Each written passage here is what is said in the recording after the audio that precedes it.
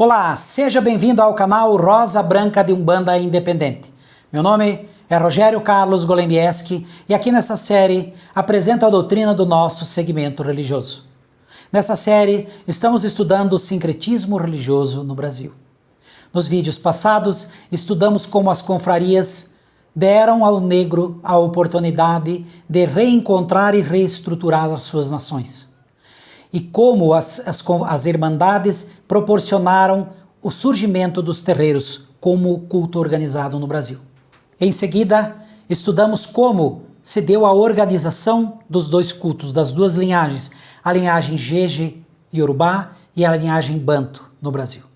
Agora, seguindo os estudos da obra de Roger Bastide, vamos estudar como a economia iria impactar na realidade da religiosidade afro-brasileira, dando origem a um termo que ficou conhecido como baixo espiritismo. Você sabe como esse termo surgiu e como ele se distingue do candomblé? Isso eu convido você a estudar comigo no vídeo a seguir. Vamos lá? Quando os caboclos trazem as folhas da Jurema e os pretos velhos trazem a mula eles vêm trabalhar na lei de Umbanda, tem licença de Aruanda pra salvar quem quer. Segundo Bastide, a religiosidade banto era muito ligada ao culto dos mortos, aos antepassados, também, como estudamos, por uma falta de mítica própria. Os bantos buscaram no sincretismo uma forma de perpetuar a sua crença. E segundo o autor, os bantos vão encontrar no catimbó, primeiramente, um terreiro propício para praticar o seu culto, o que favoreceu muito o sincretismo com a religião indígena. Você já se perguntou por que nos cultos afro-brasileiros não são cultuadas as divindades indígenas? De onde vem a ideia de que os indígenas, os caboclos, têm que se subordinar às divindades africanas? Bastide diz, mas, sob a influência do espiritismo, as antigas divindades tupis vão reunir-se aos espíritos dos mortos. Dos catimbozeiros célebres, das quais alguns eram negros. Por outro lado, resta sempre uma margem de nostalgia ou de remorso na passagem de uma religião a outra. Daí os mestres africanos irem se integrar no reino dos encantados, ao lado dos mestres caboclos, e assim criar, a par com a linha indígena, uma linha africana. Entre os principais mestres negros que frequentam as sessões de catimbó, atenção! Figura o primeiro lugar o pai Joaquim. Ainda na obra, o autor destaca as diferenças entre os negros e os índios. Ele diz, é de se notar que a religião opõe em sua mitologia sempre o mesmo modo o negro ao ameríndio. Isso de São Paulo a Natal. Os espíritos dos negros gostam de gracejar, os dos caboclos são orgulhosos, arrogantes ou selvagens. O índio foi defendido pela igreja, considerado um ser superior ao negro, aceito pela sociedade. Foi preservado das torturas e atrocidades da escravidão quando comparado ao negro. Por ser tratado de forma melhor, se sentia, segundo o autor, superior ao negro. E é na religiosidade que o negro vai ter a sua oportunidade de tirar a diferença e se impor. Bastide diz, ora, o catimbó permitirá ao negro a sua desfora, contra essa antiga estrutura social que o colocava abaixo do caboclo. É ele, em verdade, que se torna o catimbozeiro. Que dirige a sessão, que comanda o grupo dos caboclos, ele inverteu a situação totalmente. Pela religião, tornou-se o chefe e são esses caboclos que agora estão abaixo dele. Numa esfera subordinada, aproveitando do meio supersticioso, como de sua cor que o separa de outros homens, ele dá um ar mais assustador, de seus dons de adivinhação, de suas iniciativas, ele sobe e chega ao ápice da escala. Ele não necessita de iniciação, ele tem, ou naturalmente, ou por acidente, o poder mágico. A religiosidade brasileira sofreu os efeitos das modificações das estruturas econômicas. Para compensar a falta de pessoas para trabalhar, As comunidades eram deslocadas de uma região para outra. Por exemplo, quando no século XVIII, por conta da descoberta das minas de ouro, a população do Nordeste de São Paulo se desloca para Minas. Depois que as minas decaem, o povo migra para o Triângulo Mineiro, para onde passam a criar gado, e para São Paulo para trabalhar na cana-de-açúcar. Já no século XIX, a população se desloca para as fazendas de café e para a floresta. E em seguida surge a industrialização, e cidades como São Paulo e Rio de Janeiro se tornariam centros de reunião de povos das mais variadas regiões do Brasil. E é nesse cenário que a religiosidade sofre uma grande mudança. Esse movimento vai levando consigo uma parte de cada rito, de cada costume, de cada crença, as quais vão se unindo e formando uma nova forma de religiosidade. E é esse sincretismo que acaba por afastar as demais religiões do candomblé. O candomblé manteve a sua cultura, suas raízes, seu ritual, era sempre controlado e muito profundo, mantendo uma disciplina rigorosa. As feituras, muito complexas, o desenvolvimento dos médiuns se dando de forma muito disciplinada, tendo um princípio fundamental, que eram as iniciações. Já nas religiões sincréticas, o processo é mais brando. A ritualística mais aberta, mais acessível e muito mais fácil. Com o fim da escravidão, as grandes instituições religiosas, as instituições religiosas como um todo, se mantiveram nas grandes cidades. Já os negros do interior, muitas vezes para sobreviver, tinham que se deslocar para trabalhar e viviam isolados, sem comunicação com os outros grupos. O que fez com que ao longo do tempo essas comunidades rurais perdessem a sua estrutura religiosa. Entre meio a grandes cidades e o isolamento do extremo interior, havia um meio termo. As pequenas cidades.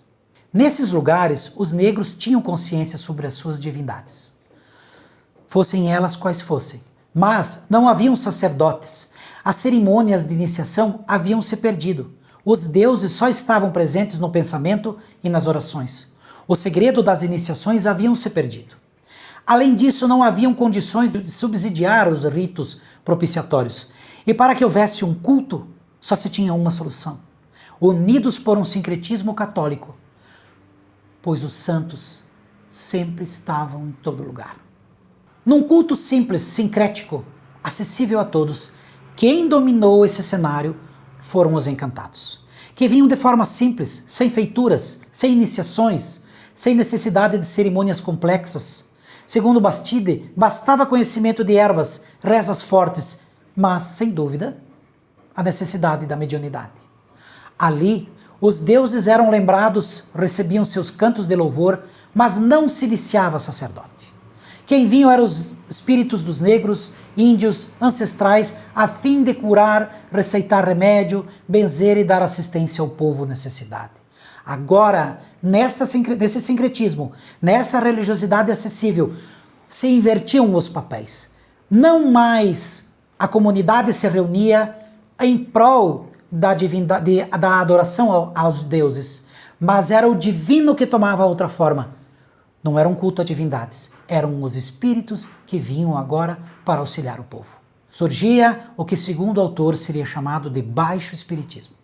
Bastide diz: essas reuniões nos bairros da cidade do interior tendem a assumir a forma que se chama de baixo espiritismo, caracterizado pela manipulação de 3 correntes: a corrente cabocla ou índia, a corrente africana e a corrente branca. Nomes dados segundo os espíritos recebidos pelos médiuns no decorrer das sessões. Espíritos de caboclos, de negros velhos ou de brancos, como Dom Pedro II ou Joana d'Arc. Ainda segundo o autor, o distanciamento dos centros daomeanos ou iorubás desagregou os participantes. Esse distanciamento deu fim aos ritos de iniciação, à falta de atendimento médico nas zonas rurais. Leva o sacerdote a se transformar em curador. O que era um culto voltado aos ancestrais vai agora tomando forma, atenção, muito importante, vai agora tomando forma de uma sessão de espiritismo, com consulta. A mitologia perde espaço e vai desaparecendo gradualmente, e esse espaço vai sendo preenchido pelos santos católicos. Os encantados do catimbó, os caboclos e os africanos. Essa agregação e forma de culto, o autor denominou de baixo espiritismo.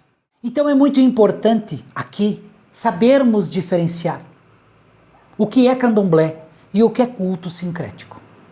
O candomblé foi e é uma religião riquíssima, que veio muito mais tarde do que os bantus e que manteve a sua estrutura como pureza. É por isso que os autores defendem as nações Jeje e Nagô como uma religião pura, superior, e falam dos cultos sincréticos como inferiores.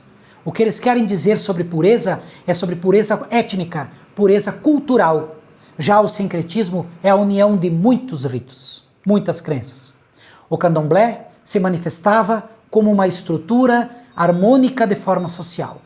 Já o culto sincrético era muito mais um culto pessoal, onde os espíritos se manifestavam por questões pessoais, para a pessoalidade, para necessidades ou desejo das pessoas que ali vinham.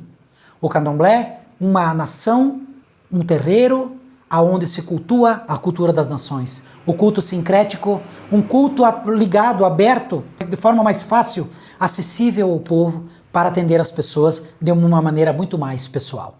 Por outro lado, o autor apresenta outro movimento. Como a população migrava de acordo com o movimento econômico, no século XX a industrialização muda o cenário. Os produtos tropicais, o açúcar, o café, tornou o Brasil num país de fábricas gigantes. Essa industrialização vai dar ao negro uma oportunidade de se integrar na sociedade e de se introduzir no sistema de classe, porém com muita pobreza. Segundo Bastide, quando traçamos o mapa da geografia religiosa no Brasil, vimos que existiu no começo do século XX, no Rio, duas nações. A nação Iorubá, que adorava os orixás, e a nação Banto, cujo culto conhecemos como Cabula. A macumba é, a princípio, a introdução de certos orixás e de certos ritos iorubás na Cabula. E esse desaparecimento de nações em seitas organizadas é o primeiro efeito desagregador da grande cidade. Ou seja, o conceito de culto ancestral vai perdendo característica étnica para dar lugar ao mesmo culto da zona rural. Morria a concepção de nação nos cultos sincréticos. Nascia a concepção de solidariedade perante a miséria e o desamparo. Diferente do candomblé, esse culto vai permitir acesso livre, fácil ao povo para encontrar solução para seus problemas. Enquanto o candomblé se manteve soberano na sua cultura, que é maravilhosa. É nesse cenário que ocorre uma coisa muito importante e que muito poucas vezes foi divulgado no Brasil. Uma coisa importante e que vai nos fazer pensar de uma maneira muito diferente a respeito da macumba, a respeito da umbanda e a respeito dos cultos sincréticos. É nesse cenário que ocorre a entrada dos brancos na religião. Esse movimento foi muito influenciado pelo sincretismo entre os santos e os orixás, pois a maioria dos brancos era católico, mas também por influência de um outro fator religioso. A influência de um movimento que crescia muito no país, o movimento kardecista. A doutrina de Allan Kardec surgia no contexto brasileiro. O movimento da população por conta da economia, o encontro de vários cultos, os valores tradicionais sendo substituídos por valores modernos, a cidade crescendo em bairros, vizinhança, a perda da memória étnica agora vai sendo substituída pela memória do povo. É um novo mundo em constante mudança e essa movimentação vai dando força à macumba, que cresce por ser maleável, adaptada, sem cerimônias complexas e iniciações que custavam muito dinheiro. Na obra, encontramos um texto que diz: sobretudo distingue a macumba do candomblé é a existência dos espíritos familiares, onde encontramos a série dos Tata e da Cabula Banto. Somente que sob a influência do espiritismo, tais espíritos protetores são antigos índios ou antigos africanos mortos, cuja alma flutua no mundo astral. O pai Joaquim, a rainha da Guiné, o velho Lourenço, etc., divididos em caboclos, contribuição das religiões indígenas, e pais e mães e tias, nome dado pelos negros às mulheres idosas, e avós. Naturalmente, cada deus ou espírito tem sua cor distinta, seus colares, seus alimentos preferidos, suas bebidas especiais. Inútil entrar em detalhe dessa mitologia que jamais é fixa. Atenção, jamais é fixa. O número desses espíritos familiares varia de terreiro a terreiro. É a imaginação consciente ou inconsciente dos médiuns que tem aqui livre curso. Por isso, encontramos a justificativa pelo qual na nossa doutrina não há obrigação de uma entidade seguir uma cor. Não há obrigação de uma entidade seguir sempre a mesma comida. Não há obrigação de uma entidade usar sempre a mesma erva. As plantas que são usadas no Brasil, mesmo no culto aos orixás, não são as mesmas plantas que existem na África, no culto do orixá. Portanto, as coisas mudam de acordo com o cenário social. Um preto velho não é obrigado a usar preto e branco. Um preto velho não é obrigado a comer feijoada. Um preto velho não é obrigado a tomar vinho, no nosso segmento religioso, num coco. Ele pode pedir um copo. Ele pode pedir uma outra comida. Ele pode pedir uma guia de outra cor. Ele pode pedir uma roupa de outra cor. Não há cores, hierarquia de cores, ou de alimentos, ou de ervas, ou de bebidas. São espíritos. São espíritos que têm vontade própria, que têm personalidade própria. Ainda seguindo, na obra, Bastide diz: foi Herskovits quem chamou a atenção da segunda geração africanista brasileira para o interesse que haveria em se introduzir os conceitos básicos e a orientação do funcionalismo no estudo dos candomblés. Numa conferência pronunciada na Bahia, indicou mesmo quais eram, na sua opinião, as principais funções exercidas pelo candomblé. Garantir a segurança dos indivíduos por sua estreita solidariedade a um grupo de assistência mútua e por identificação com os deuses.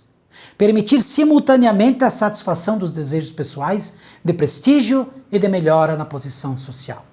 Ligando à posição mística, enfim, assegurar a satisfação das necessidades estéticas ou recreativas da multidão pela música, pelo canto e pela dança.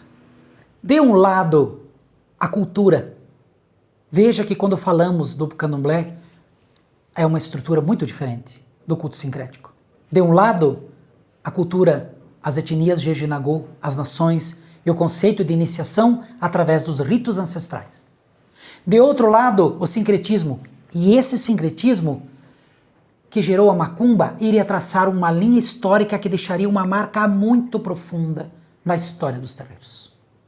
Candomblé, cultos sincréticos, espiritismo kardecista, religião católica, isso tudo vai se juntar em acontecimentos que marcariam a chegada da Umbanda no cenário nacional. Se o sincretismo uniu vários cultos numa crença, outro fator vai dividir opiniões num impasse que iria impactar no cenário, dando um novo rumo à história. De tudo o que estudamos até aqui, é importante considerar que os negros, bem como os índios, foram ininterruptamente massacrados pelo meio social. Com o término da escravidão, o país investiu na imigração dos povos de outras nações para a colonização das terras, deixando os ex-escravos à mercê da própria sorte. A fome, a miséria levariam os negros e os demais brasileiros ligados à religiosidade afro-brasileira a serem influenciados pela necessidade econômica, e esse fator transformaria para sempre os terreiros, que outrora foram um elo de ligação entre o mundo material e o mundo celestial, e se tornariam uma praça de guerra. Eu pergunto a você, por que Xangô se tornou o rei justiceiro? Por que Ogum se transformou no deus guerreiro? Por que Yansan se transformou na deusa guerreiro? Oxóssi, o caçador implacável. Os pretos velhos, os grandes magos, conhecedores de magias e feitiços. Caboclos com seus brados de guerra batendo no peito em atitude hostil. Mas afinal, que guerra é essa? Tudo isso, reunido, gerou uma arma muito poderosa que promoveria um contra-ataque. Isso eu convido você a estudar comigo no nosso próximo vídeo.